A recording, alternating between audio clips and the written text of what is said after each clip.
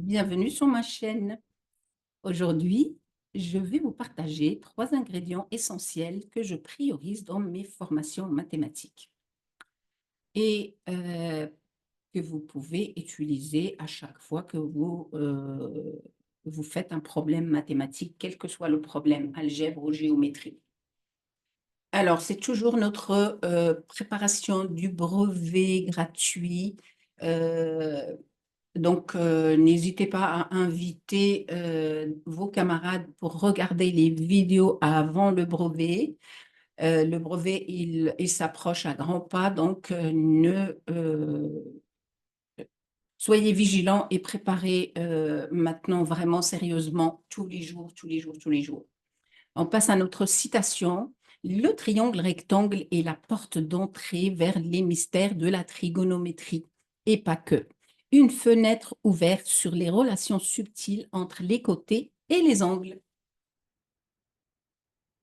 Alors, on est le mardi 4 juin 2024 et l'exercice du jour est le suivant. Et avant de commencer la lecture de l'exercice, je vais d'abord vous expliquer les 3 mots dont je vous ai parlé, qui sont visualiser, raisonner et prouver.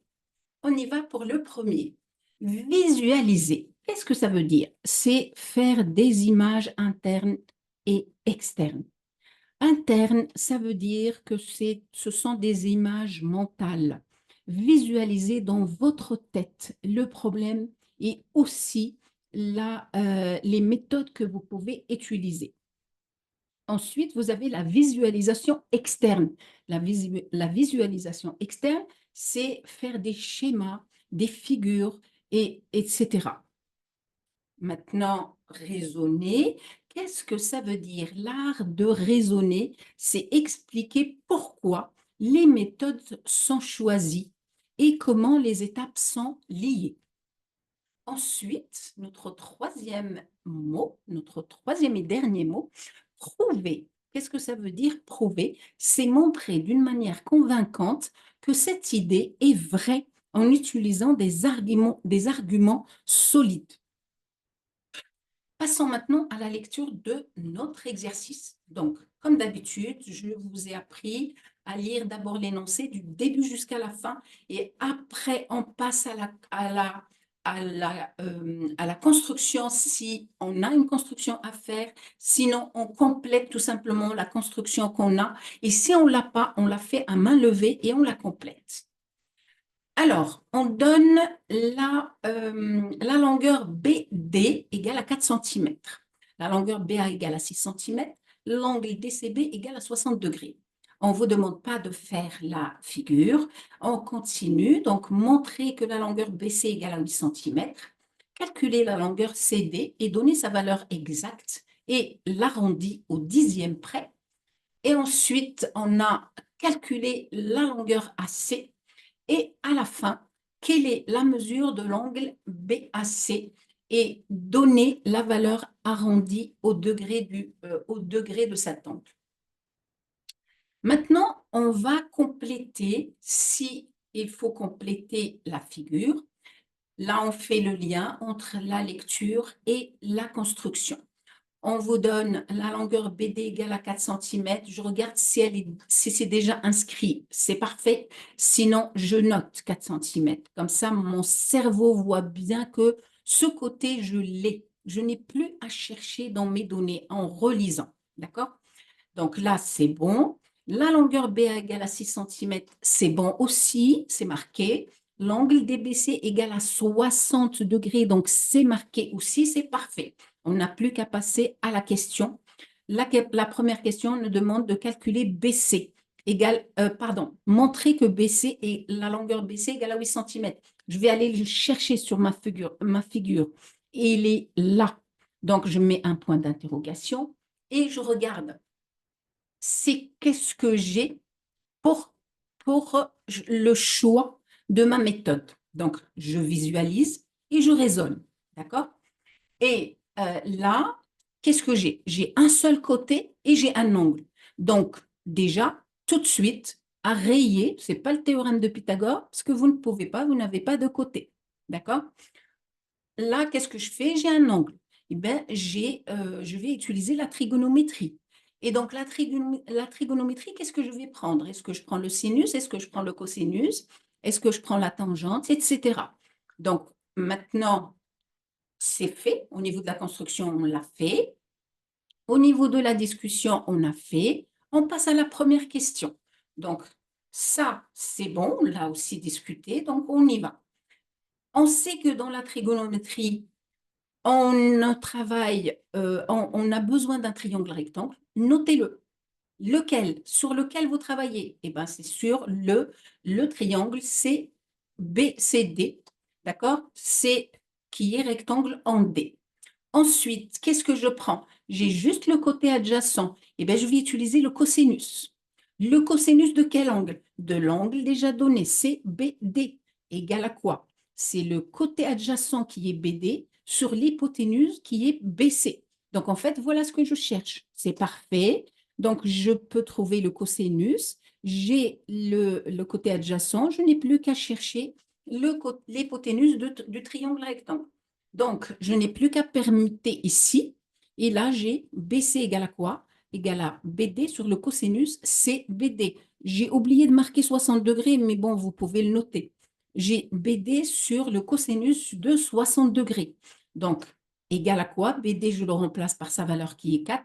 Et, pardon, et le cosinus de 60 degrés égale à 1 demi. 1 demi, je remplace et je n'ai plus qu'à faire mon calcul. Je divise par une fraction, donc je multiplie par son inverse. 4 fois 2, 4 fois 2, ça fait 8. Donc BC égale à combien? Égale à 8 cm. Je le place tout de suite avant d'oublier. Dès que j'ai le résultat, je le place sur ma figure.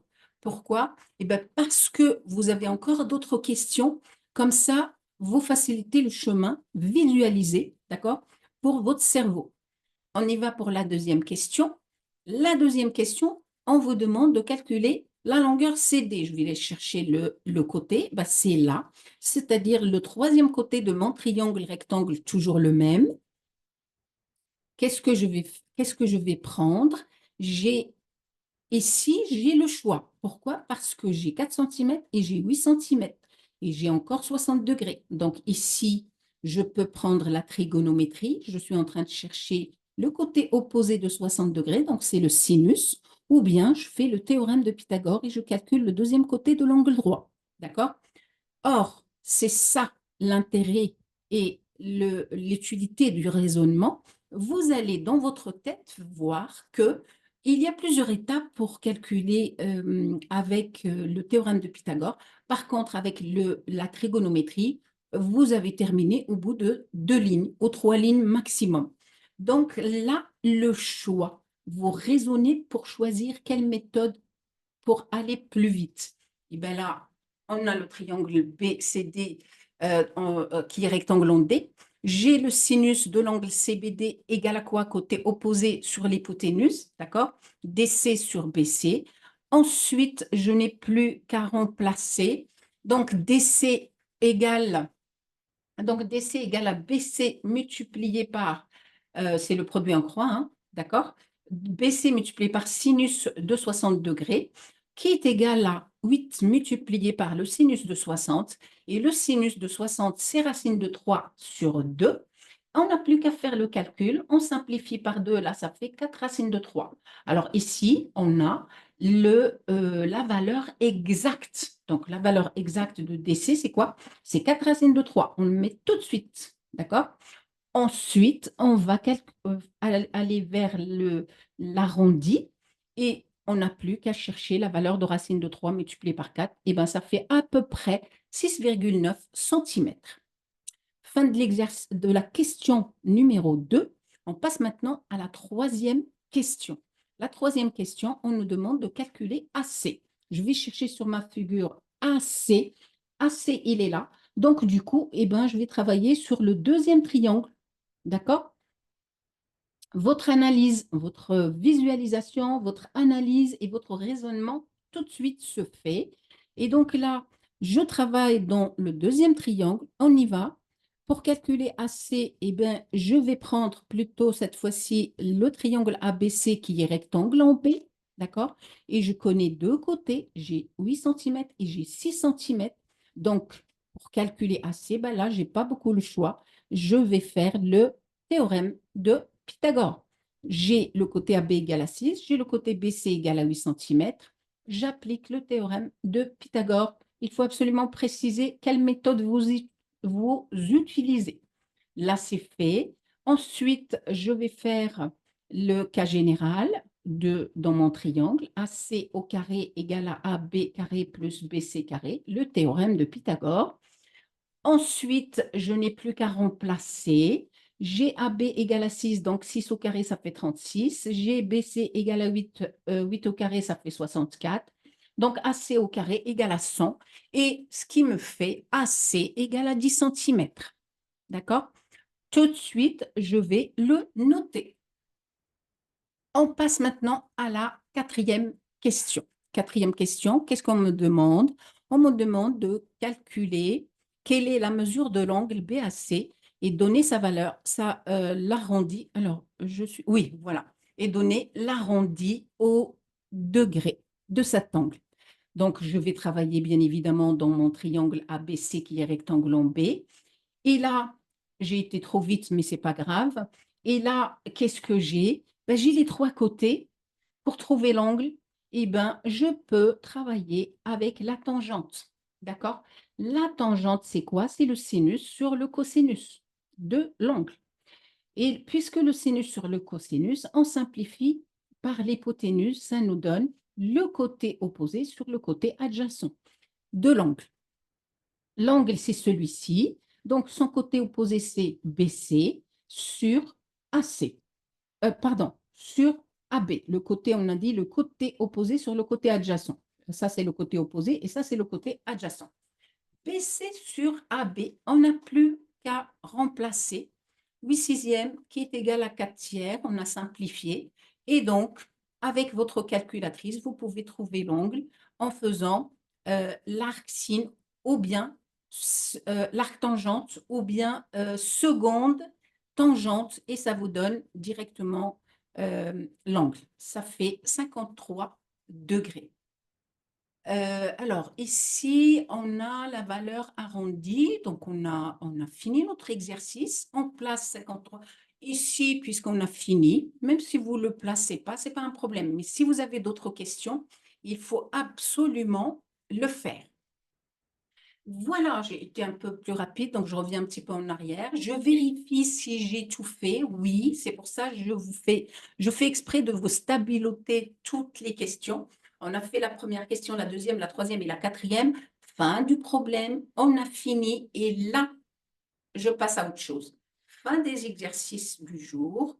Et bien, je vous dis à la prochaine et n'hésitez pas à inviter tous vos camarades qui sont au brevet.